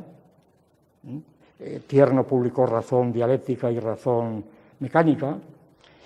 Esta distinción que se suele hacer sistemática entre dialécticos y analíticos, que se utiliza muchísimo en la historia de la filosofía, es también muy engañosa, porque lo de analíticos y dialécticos, que fue una distinción para andar por casa que se utilizó muchísimo en libros de Elías Díaz, en libros de Avellán, constantemente analíticos y dialécticos, ¿verdad? Esta es una distinción que se la inventaron en Valencia por aquellos años, luego la tomó Tierno, la reafirmó Tierno como de mecánica y analítica, y en el fondo era un eufemismo para decir los que eran afines a la Unión Soviética y a los americanos, a los ingleses, era esto, ¿no? Los analíticos eran los ingleses, los anglófilos, y los otros eran, pues más o menos, los marxistas, de algún modo. Entonces, inmediatamente, y las clasificaciones son graciosísimas, ¿verdad? Incluso las que hace Avellán, ¿verdad? Entonces, de repente tenéis allí entre los dialécticos y luego los analíticos. Entonces, ¿y qué son los dialécticos? No son nada. ¿Cómo se puede separar en dos clases la filosofía, los dialécticos y todo el mundo tiene que ser analítico y dialéctico a la vez? Eso desde siempre, ¿no? Pero así literalmente, entonces el que dice eso no sabe lo que dice. Es un nombre, un rótulo para distinguir cosas diferentes. Por eso este tipo de criterio yo también lo rechazo totalmente, ni analítico ni dialéctico. Hay por eso, por ejemplo, una línea, vamos a decirlo, ontoteológica, ¿verdad? Una línea positivista. Luego hay una línea materialista, marxista, monista, ¿verdad? Hay otra línea humanista, filosofía de la cultura, etcétera. Fíjense, por ejemplo, para citar un caso objetivo de la polémica entre Sacristán, que mantuve yo en aquellos años 70 por ahí, que se ha interpretado de tantas maneras, pero que aquí se ve muy bien lo que quiere decir. Sacristán publica un librito sobre el lugar de la filosofía en el conjunto del saber. Y se dice, Sacristán ataca la filosofía académica y entonces sale bueno con un libro muy gordo y defiende la filosofía académica. Y entonces así aparece en muchos diccionarios de filosofía, el libro de texto. Entonces, yo defiendo la filosofía académica, yo soy un burócrata, ¿verdad? Vestido de toga y de esto, ¿verdad? Yo casi nunca me puse la toga, una vez que me la hicieron poner así a tradición, me puse la toga para un tribunal de oposiciones. Entonces, pero vamos, yo defiendo la filosofía académica. Y Sacristán arrumba la filosofía académica y dice que la filosofía hay que suprimirla porque no es sustantiva y adjetiva y no es sustantiva. ¿Qué había en el fondo de esta polémica? Eso está por decir todavía. Está dicho, pero como ha habido tantas interpretaciones, está por decir. Lo que había en el fondo de esa polémica no había ni analíticos ni dialécticos, ¿verdad? Ni analíticos ni dialécticos. Entonces, lo que había en esa polémica, para decirlo en dos palabras dentro de este contexto, yo creo que era lo siguiente. Primero, que Sacristán mantenía una idea de la filosofía como una simple excrescencia de las ciencias positivas. Por eso inventaba un instituto de filosofía superior, no una facultad, compuesto principalmente de científicos, de matemáticos, de ingenieros, lo que fuera, en donde allí filosofaban, pero simplemente para revertirlo a las ciencias, ¿verdad? Esa era la idea. ¿Por qué? Porque Sacristán partía de una ideología monista tipo Diamat, donde realmente todo está resuelto por las leyes generales del monismo, y entonces son las ciencias las únicas que nos pueden decir algo. La filosofía es un comentario de lo que dicen las ciencias, es una filosofía de la ciencia. ¿Y qué pasa con lo demás? Por lo demás está resuelto por el marxismo, por el Partido Comunista, sencillamente. El Partido Comunista ya nos dice lo que tenemos que hacer y lo que tenemos contra qué tenemos que ir. Entonces la moral, la ética, etcétera, están determinadas por el Partido Comunista, por la praxis. Esta es la ideología de Sacristán. Y entonces, ¿qué es lo que oponía a Sacristán? Pues ni académico, ni historia, ni mundano. Yo académico, confieso que tuve parte de culpa, Yo por académico entendía allí, y yo lo digo explícitamente, académico entendía la filosofía de Platón, la academia. Cosa más clara, la filosofía de Platón, la academia. Y la filosofía académica no tenía por qué estar en la universidad, era la filosofía burocrática. Yo siempre he dicho que la filosofía estaba más que la universidad, estaba en la enseñanza media, lo he dicho siempre, por razones obvias que muchas veces lo he explicado. Y entonces yo no defendía la filosofía académica de profesores, al revés. Precisamente si yo valoraba tanto la filosofía de la enseñanza media es porque el profesor de enseñanza media estaba en contacto con profesores de otras disciplinas, que tenía que hablar con el profesor de química, de matemáticas o lo que fuera, cosa que no ocurría en la facultad, y porque tenía que tratar de problemas generales con alumnos y no de problemas ya especializados, concretamente, en donde la filosofía se convertía en doxografía o en filología, que es lo que ha pasado, ¿no? Esas eran las razones principales. Entonces, lo que yo defendía es,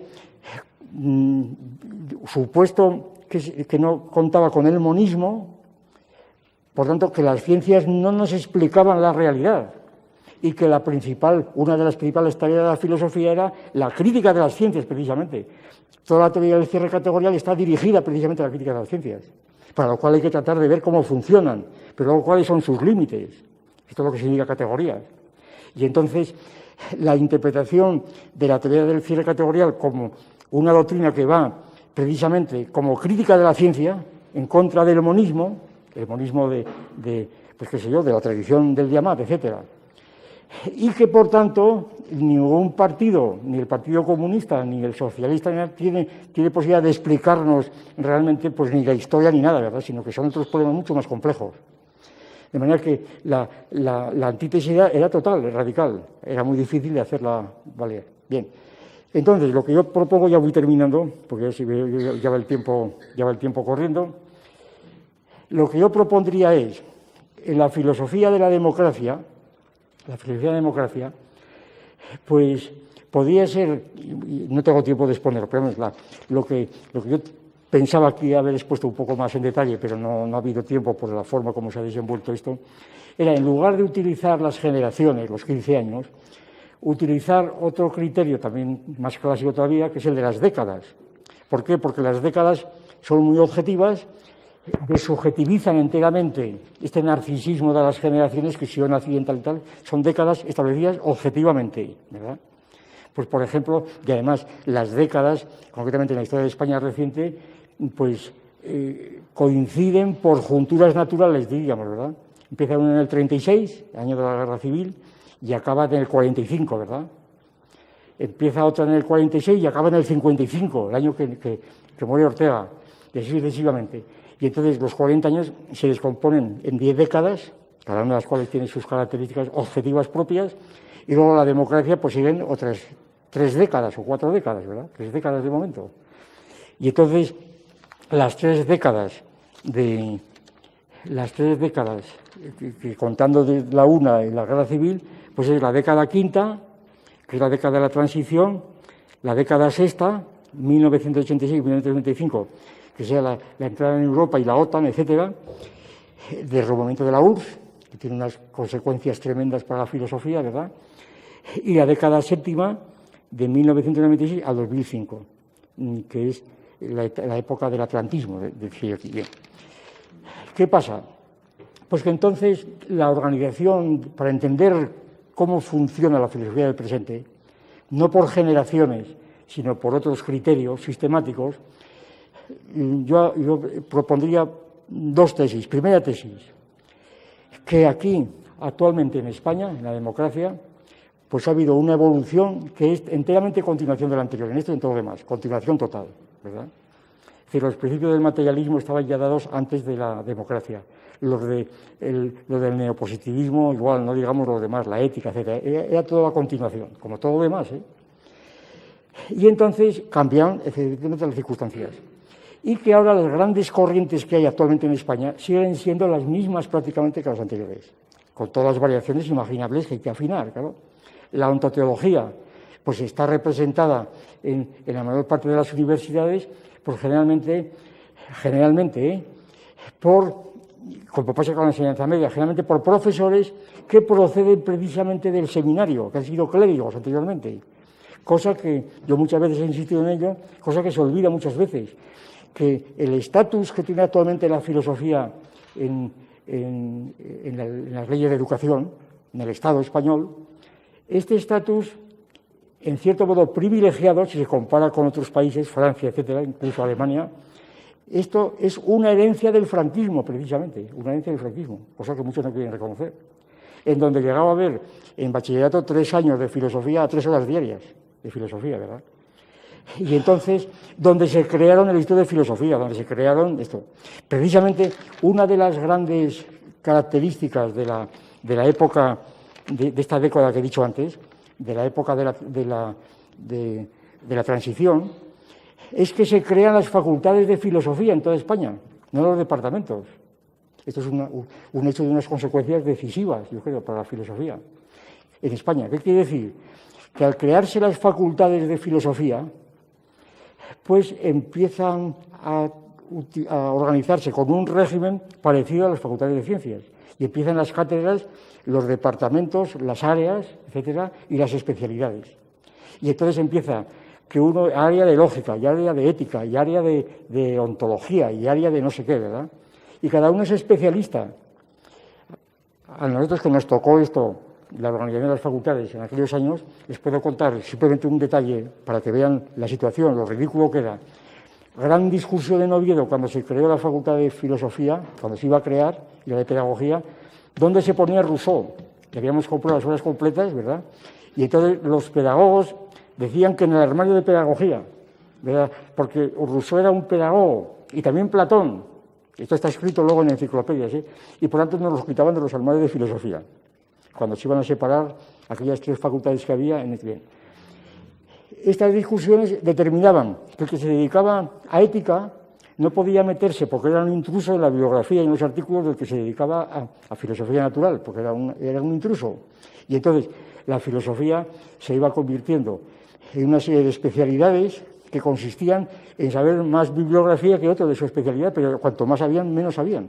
Claro, era una sabiduría puramente dosográfica, como os pasa, y eso es lo que ha pasado en la universidad.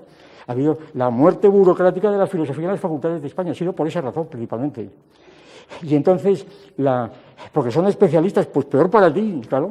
Es que yo soy especialista en ética, dice, no, pues mucho peor para ti, entonces quiere decir que no sabes nada. No sabes más que lo que ha dicho de la cortina y la otra y más allí, claro, todavía peor. Todavía peor. Por lo menos, si no fueras especialista, mirarías para otro lado, ¿verdad? Bien. Entonces, la idea es la siguiente, que si clasificamos actualmente la situación por la bibliografía, por las publicaciones, las revistas, etcétera, entonces encontramos diferentes escuelas y principalmente voy a hablar, porque tengo la obligación de hablar, principalmente voy a hablar de la escuela del materialismo filosófico. Escuela del materialismo filosófico. Bien. Esta escuela se caracteriza por criterios objetivos, que son los que voy a enunciar rapidísimamente. Criterios objetivos, procurando eliminar todo el subjetivismo, a pesar de que pueda parecer muy difícil, pero no lo es, no es muy difícil. La razón es la siguiente, un test que le propongo a cualquiera, y que nosotros hacemos continuamente. Yo les propongo este test, para dejarnos de historias, ¿verdad? De historias de cómo está la filosofía en España hoy. Ustedes pregunten a los diferentes ontoteólogos, humanistas, analíticos, todos los que hay por ahí, pregunten cómo responden a cuestiones como estas, ¿no? A cuestiones como estas. ¿Qué respuestas les dan a preguntas como estas?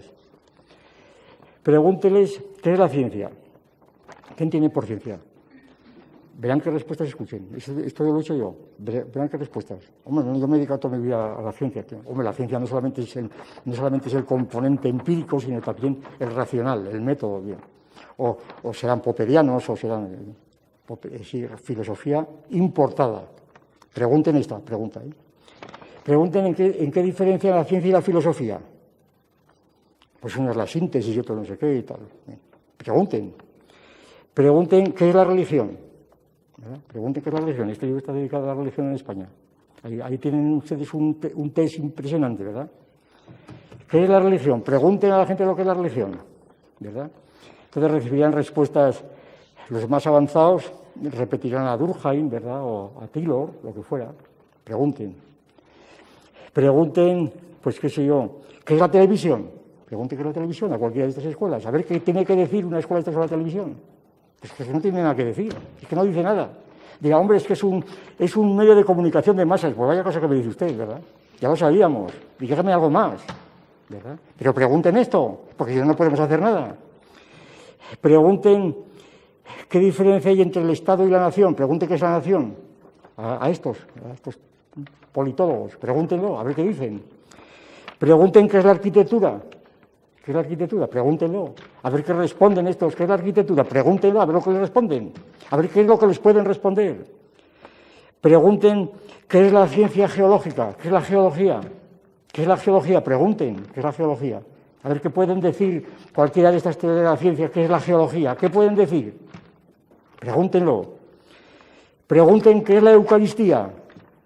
¿Verdad? ¿Y qué significa la Eucaristía en el siglo XVIII en España? Pregúntenlo a ver qué le dicen, a ver qué cantidad de vulgaridades le reproducen, ¿verdad? Pregúntenlo, ¿verdad? Claro, y si no preguntan no se puede hacer nada, claro.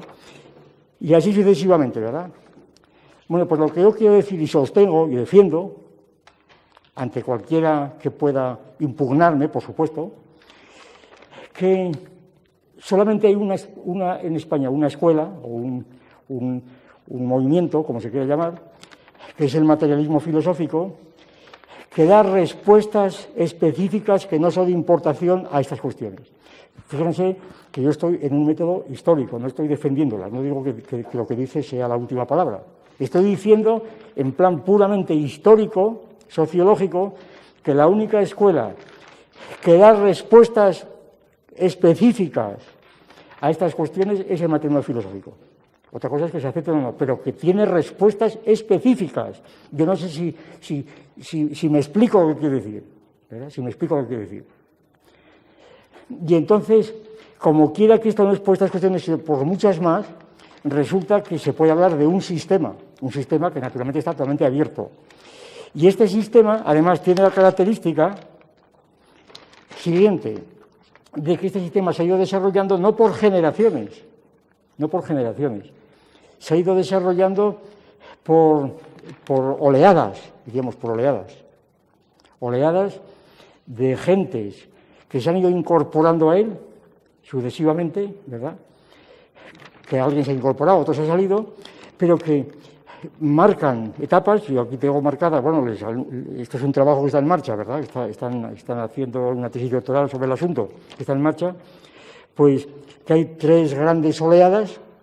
La primera corresponde a la década quinta, precisamente, a la década de la transición, 1976-85, es una primera generación donde el materialismo filosófico empieza a organizarse. Se puede tomar como fecha ensayos materialistas de los años, todavía en la época de Franco, en el 72, 73, ¿verdad? Ahí empieza una tradición que empieza a organizarse, que prácticamente se mantiene circunscrita a Asturias, en Asturias prácticamente. Aquí están nombres, lo digo esto para que vean que hablo de algo concreto, algo muy preciso, ¿no?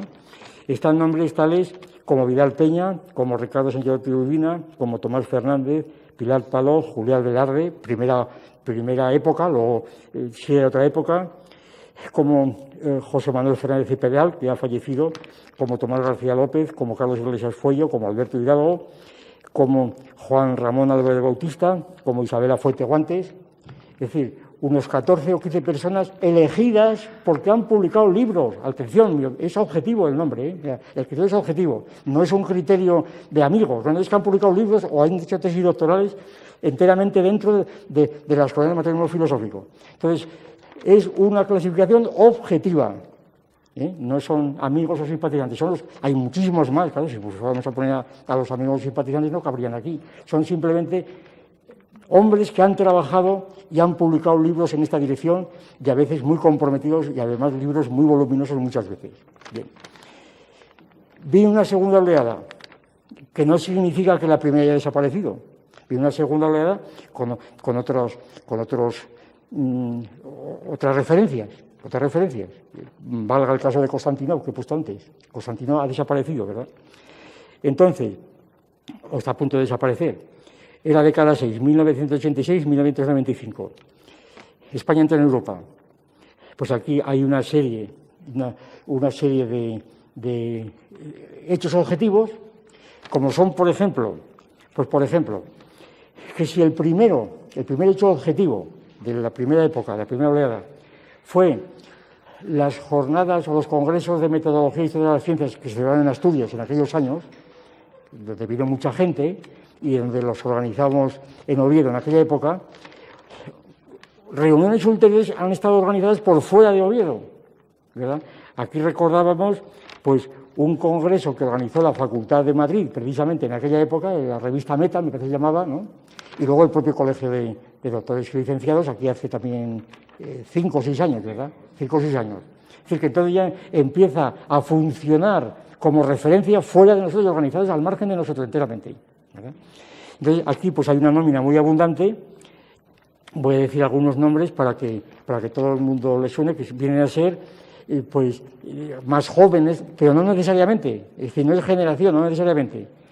Hay una gran probabilidad de que han sido discípulos de nosotros, pero no necesariamente. Pues aquí están Gustavo Bueno Sánchez, David Zabal González, Elena Ronzón, Fernando Pérez Serrán, Felipe Jiménez, Felicísimo Balbuena, Juan Bautista Fuente, primera época, Alfonso Tresguerres, Evaristo Álvarez, Manuel Fernández Lorenzo, primera época, Pedro Santana, etcétera, ¿no? Y luego viene una tercera época, una tercera oleada, ¿verdad?, que es mucho más abundante que la otra, en donde se incorporan muchísima gente nueva que está publicando, y que es una generación, pero no es generación, es toda oleada. ¿Por qué? Porque efectivamente aporta cosas nuevas. Un ejemplo también para dar idea de lo que quiero decir. La etología es una disciplina que juega un papel decisivo en el materialismo filosófico como en la teoría de la religión y demás. Cuando empezamos con la etología, fue cuando la etología se hizo casi oficial, cuando dieron el premio Nobel a Tinbergen y a Lorenz y demás, el año 74 me parece que fue. Yo recuerdo que el animal divino yo no me atreví a publicarlo hasta entonces, hasta el premio Nobel. ¿Por qué? Porque era imposible publicar el animal divino antes que los etólogos habían dicho que los animales hablaban. Era imposible publicar aquello, porque se hubieran reído de uno, totalmente reído. Y yo lo explicaba en clase, pero cuando dieron el premio Nobel esto fue pues como la carta blanca para poder publicar esto. Y si fuera muy criticado, peor para el que lo criticaba por estas razones, ¿verdad? Demostraba que desconocía esto. Entonces, la reivindicación de la etología, todavía en Cuba, me tocó hacerla, tenía que ir siempre a la contra, era una reivindicación constante. La gente decía, bueno, lo tomaba a broma, pero no ve usted de los animales así, hombre, por Dios, si son máquinas, y el cartesianismo, ¿no? Entonces, esto ha ido cambiando y hoy día, pues, hay gente joven que no necesita hacer estas reivindicaciones. El caso de Íñigo Gongay, que está muy metido en la etología, que está dentro de esta tradición y que no necesita hacer reivindicaciones porque ya lo da por supuesto, cosa que nosotros no podíamos hacer en nuestra época. Entonces, hay diferencias notabilísimas debidas a circunstancias objetivas, en este punto y en otros muchos. Pues en esta tercera oleada, ¿verdad?, pues aquí hay muchísimos, que claro, casi no voy a leerlos porque están aquí todos presentes, o muchos de ellos, por lo menos, ¿verdad?, que también es una prueba más, una prueba efectiva, ¿verdad?, una prueba efectiva. La presento ante ustedes. Yo lo que pregunto, ¿qué otro tipo de escuela filosófica en España puede tener una situación semejante? Respóndanme. ¿Se dan cuenta de lo que digo? Estoy hablando como historiador, como sociólogo. No estoy defendiendo las tesis. Estoy hablando de hechos objetivos. Pablo Huelga Melcón, Jesús Vega, que han hecho estudios importantísimos, pues, por ejemplo, Jesús Vega sobre filosofía del derecho, toda la teoría del derecho fundada en la teoría del cierre, ¿verdad? Lo mismo Pablo Huelga, Pelayo García, el autor del diccionario, pues José Manuel Rodríguez Pardo, Pedro Insúa, Tirana Guerrero, Antonio Muñoz Ballesta, Joaquín Robles, Íñigo Gongay, Eliseo Rabadán, Sharon Calderón, José Antonio Evia, Óscar Clemote, un paraguayo que ha hecho una tesis doctoral interesantísima confrontando Zubiri y el materialismo filosófico, etcétera. Pues Raúl Angulo, pues Nicole Holzenthal, que tradujo el mito de la cultura alemana el año pasado, Silverio Sánchez Corredeira, que ha hecho una tesis sobre jovellanos extraordinaria, Mercedes Suárez Ardura, Rufino Salguero, etcétera. Y los presentes aquí, ¿verdad? Javier y Monse, es decir, que también están citados en la lista. Es decir, hay un número de gente importantísima, jóvenes, que algunos no tienen discipulado directo con los viejos, ni mucho menos, lo cual demuestra que el sistema tiene una textura que permite derivaciones por un lado y por otro, ampliaciones, y que necesita ser construido. Entonces, esto es lo que yo quería aquí dejar bien claro y dejando de lado toda falsa modestia y dejarme de retóricas y de historias, ¿verdad? Yo lo que digo, que la filosofía en España del presente tiene las mismas escuelas que tenía en la época de los 40 años, ¿verdad? Las mismas escuelas. Hay una antropología, hay una filosofía moral, hay un humanismo, etcétera, hay un monismo, hay un cientificismo, un mecanicismo y hay un materialismo filosófico. Y yo lo que digo es que al margen del valor de verdad que tengan esas escuelas, y cada uno puede dársela según sus principios, desde el punto de vista histórico-sociológico en el que estoy moviéndome, porque eso es lo que me ha pedido, esta escuela, primero, responde de un modo característico a un test como el que les he citado. Segundo, tiene una especie de compacidad, de tradición renovada por oleadas, lo más lejano posible del dogmatismo, es donde no son generaciones, son otras cosas distintas, llamamos oleadas porque no sabemos cómo llamarlas, y que es lo que demuestra que esta escuela está viva, y no digo más.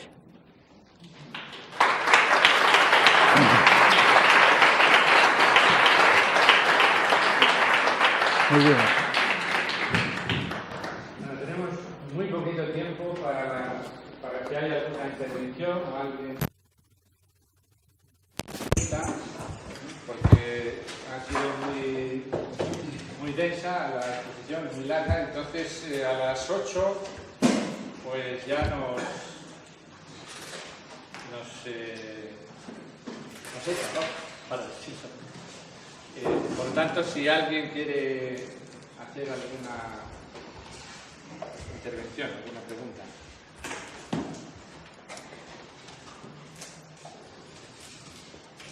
Hemos tenido antes, la charla anterior, pues bueno, le he preguntado al profesor sobre un tema. Habla usted de sacristán. Yo le he preguntado que como sacristán, un hombre que se había formado en Derecho, en la filosofía, al final... Sí, no, que le he preguntado al profesor, pues sobre el sacristán, que era, digamos, el autor que estábamos estudiando, y como usted ha nombrado sacristán y una política que tuvo en el campo social, pues le he preguntado yo al profesor anteriormente que como un hombre como sacristán que se había formado en el Derecho y luego en la filosofía, al final, en los años 80 venía a apoyar una ley, la ley de objeción de conciencia contra el servicio militar obligatorio. Y bueno, le quería preguntar a usted, yendo por ahí, cómo el individuo, la conciencia individual, puede enfrentarse a una ley, como es esta, ¿no? La ley de conscripción obligatoria, o a otra, cualquiera, por ejemplo, un médico, enfrentarse a la ley que permite el aborto en ciertos casos, ¿no? Y apoyarse en otra ley que protege al que quiere, digamos, de alguna manera, esquivar una ley que lo obliga a hacer algo. Nada más. Como has dicho, que la escuela del materialismo filosófico explicaría un montón de cosas sistemáticamente, como explicaría. Yo voy a improvisar porque esta pregunta hace falta mucho más estudio, pero vamos, así de golpe le diría lo siguiente. Primero, el problema que usted plantea yo lo veo ante todo como un problema psicológico, es decir, no un problema filosófico. ¿Por qué? Porque eso de conciencia individual yo no sé lo que es. Desde el punto de vista materialista no hay conciencia individual. La conciencia es conciencia objetiva, la hace el individuo corpóreo, por supuesto, pero no porque él tenga unas creencias que debe mantener por encima de todo.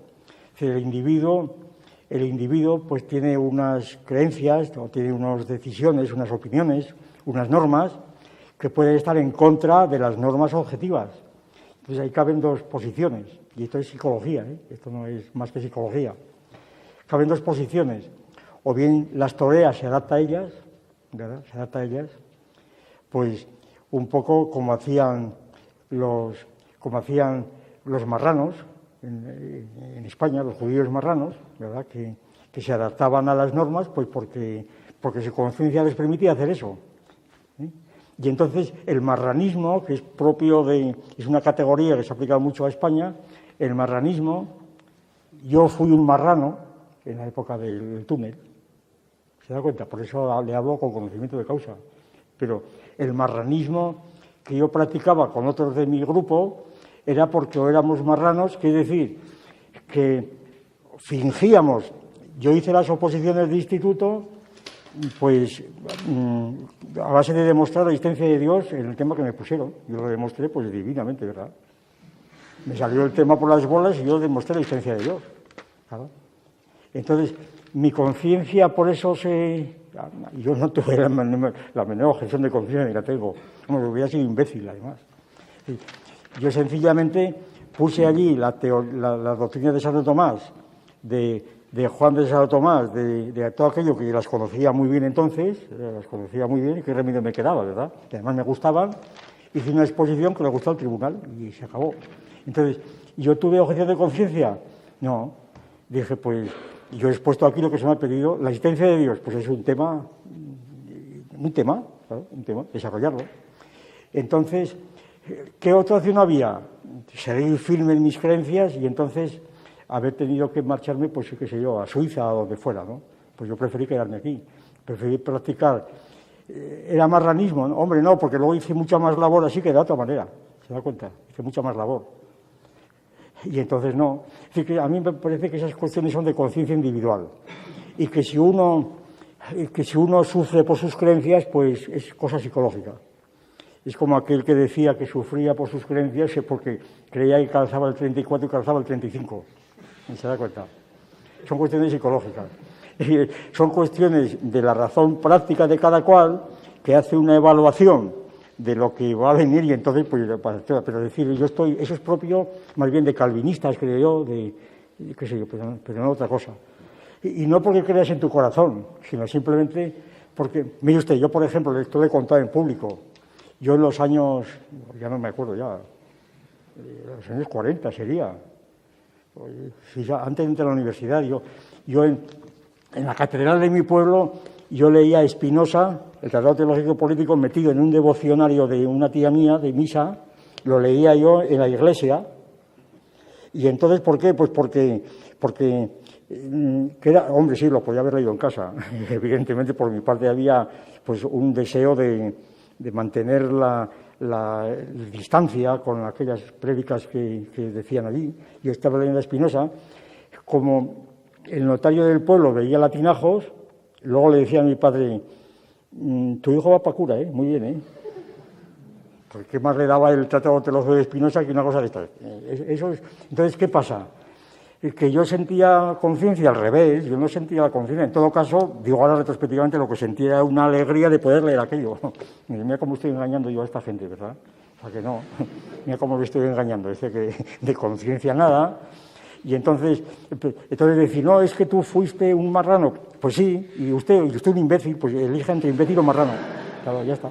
Y eso es. Quiere decir que no tengo nada más que decir, es decir, que no veo como problema filosófico eso, porque no creo en la conciencia individual como si estuviese ligada realmente la conducta a unas normas o dictámenes que te da tu conciencia, ¿verdad?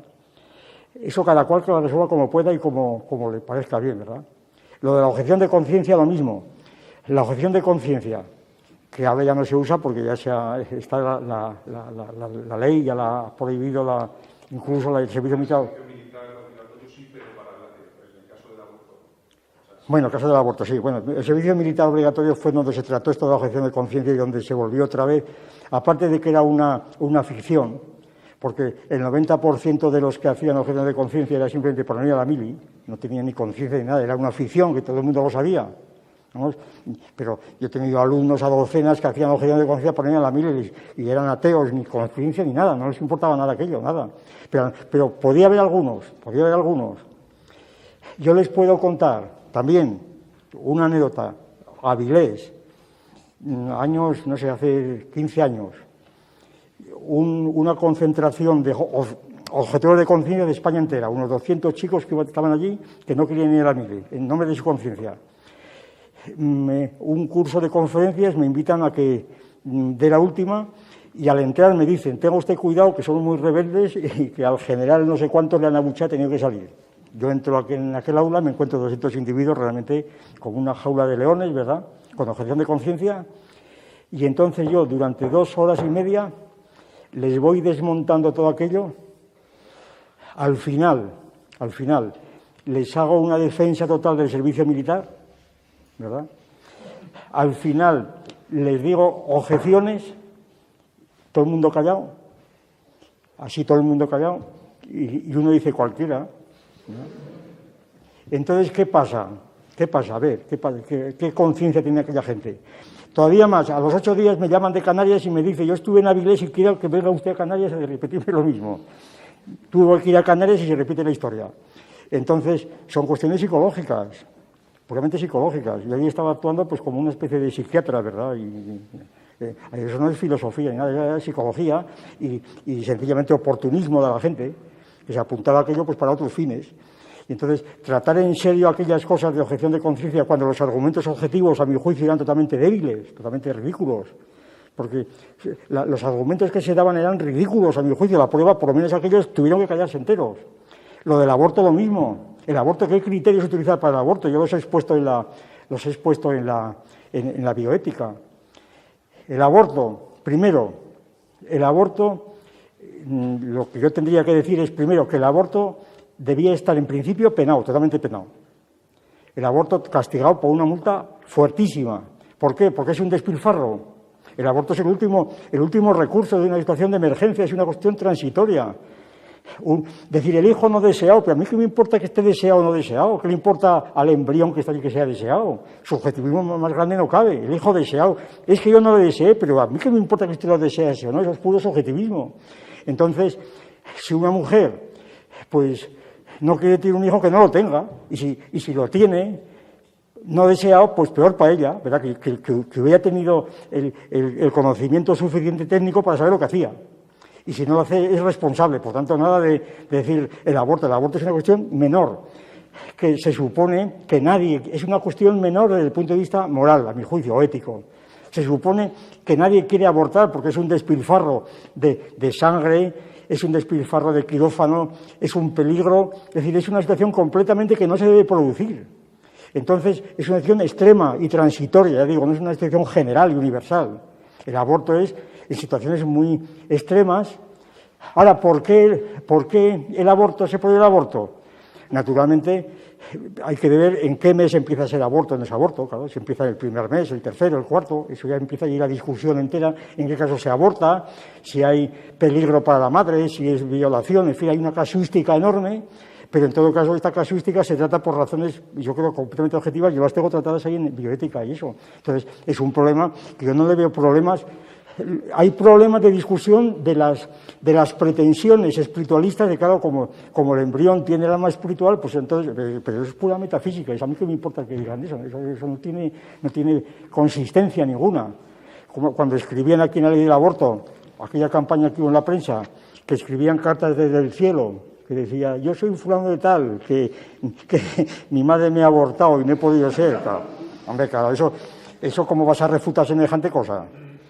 Y tomar eso en serio. Si no lo tomas en serio, tampoco haces cuestión del asunto. Es que tiene una alma espiritual, bueno, eso lo dirá usted, pero como no la tiene, entonces la cuestión no se plantea así. Entonces no se puede plantear así. Es que hay que respetar la opinión del otro. Pues yo no la respeto, lo siento mucho, pero yo no la respeto.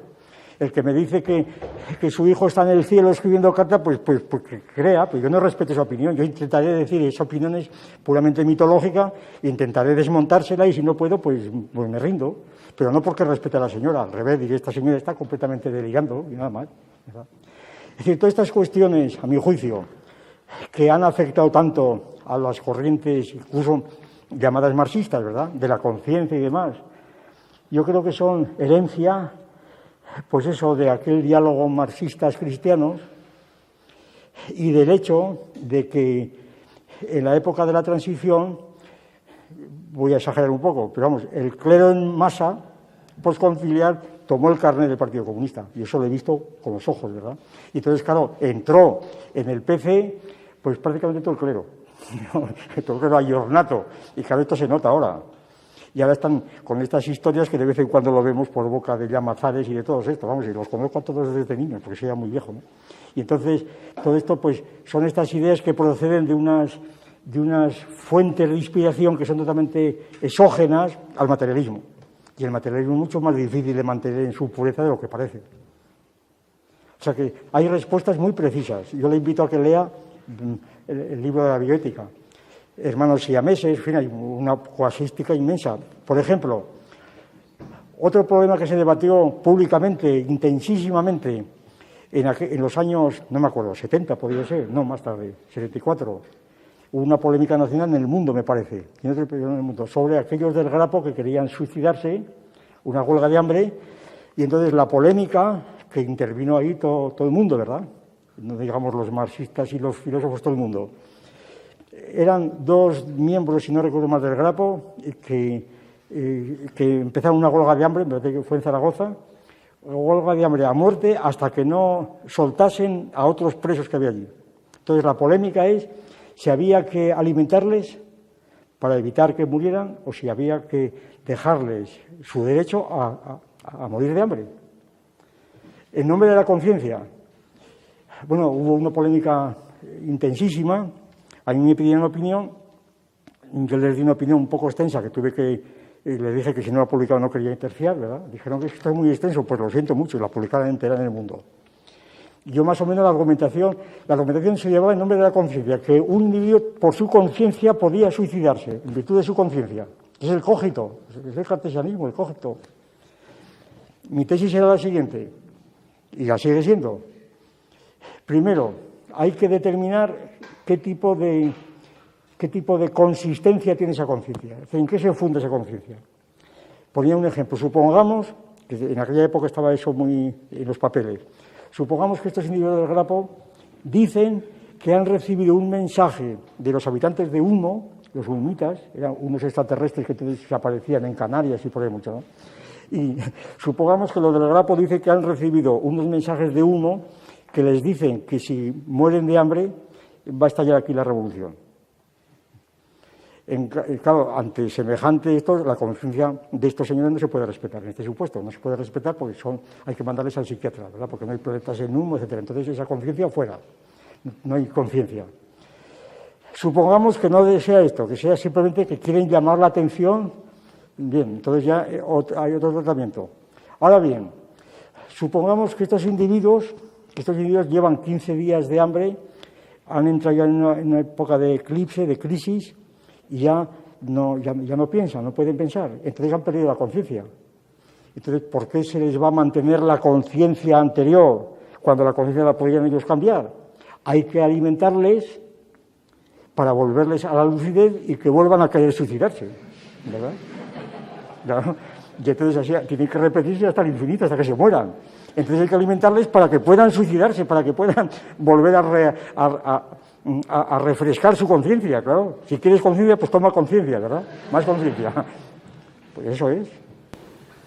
Bueno, a ver, ¿hay alguna pregunta más? Estamos ya en el límite. Bueno, pues, sí, muchas gracias. Muy bien, a ustedes.